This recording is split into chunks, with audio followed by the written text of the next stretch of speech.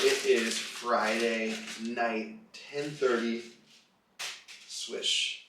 That was my to-do list for the day. Got it all DONE done. Hope you did too. Friday the 13th. Hopefully you made it through today. It's a little spooky day. I know it's the second Friday the 13th we've had in about 30 days, so sending good vibes your way. We're going to get straight into the reading. So the reading again was from Ryan Holiday's The Obstacle is the Way. It's talking about a shift in perspective again. Nothing's good or bad, only thinking makes it so. It's that same quote that I brought up yesterday from the legendary Bill Shakespeare, but it really is true. There's two ways to see a situation. You can observe the facts of it, or you can perceive whatever you see happen and what you think it means to you. And so Ryan Holiday, with his Stoic philosophy, he says the proper way to really look at the world is to observe it and not to bring your perception into it, not to bring in a story and a meaning attached to whatever you see. So, one of the chapters in the book that I'm reading right now was about Demosthenes, and it highlights the importance of no matter what situation you're in, just using it as a tool to make yourself better, stronger, and more successful.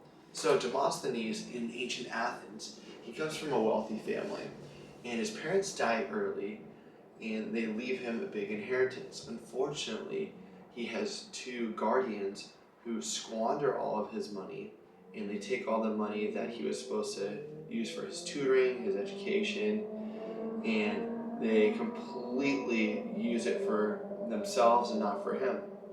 So they leave him alone, and to make matters worse, he's got a really bad speech impediment, and he's frail, and everyone makes fun of him.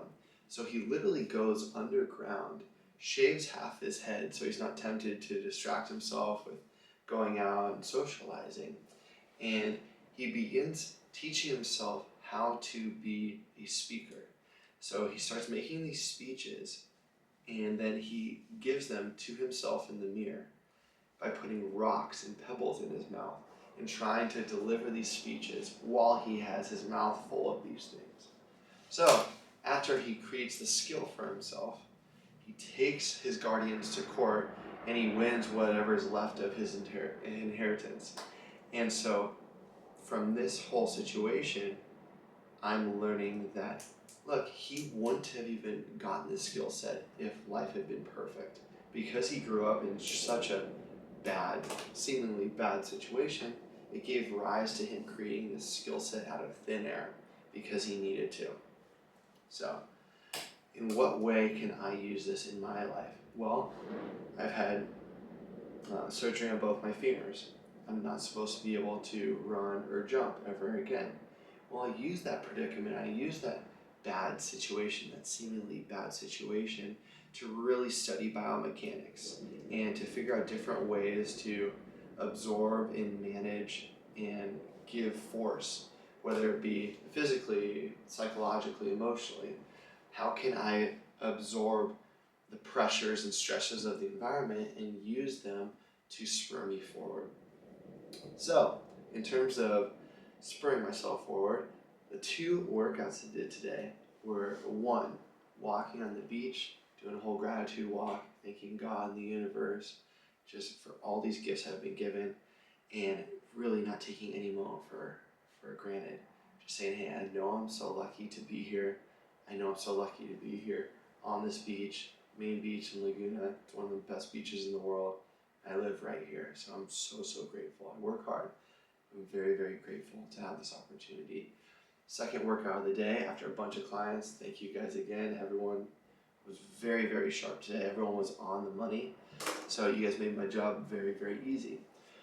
In terms of my second workout, got in there to the gym, did some back bracing, some foundation training, some isometrics, got the body rocking for the weekend, and came back and overlooked Main Beach, and again just felt this sense of warmth and gratitude for my life right now as I looked over this expansive beach and you had some cute spring breakers doing their thing.